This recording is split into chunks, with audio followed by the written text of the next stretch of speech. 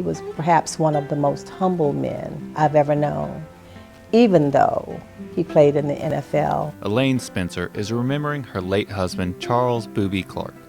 Clark is remembered today as a local legend.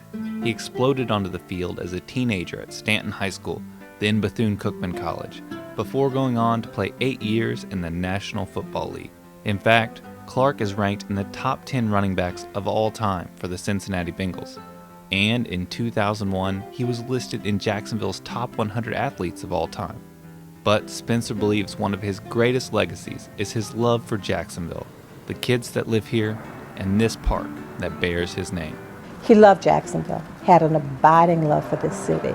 He was determined that he was going to come back home and give back to the community that he knew had given so much to him. He appreciated that and wanted to give back, and he did that in many, many ways.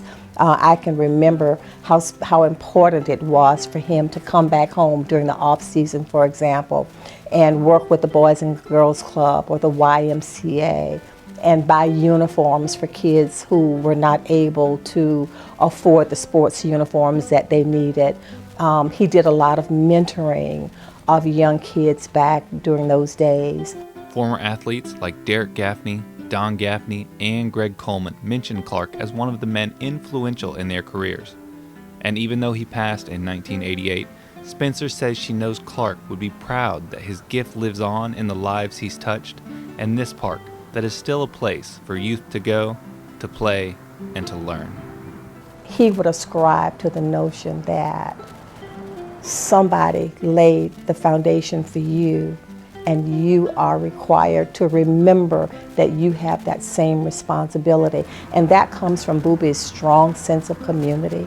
He really did believe that we were at our best in our communities when we worked together, when we protected and guided our children, and when we set positive expectations for them.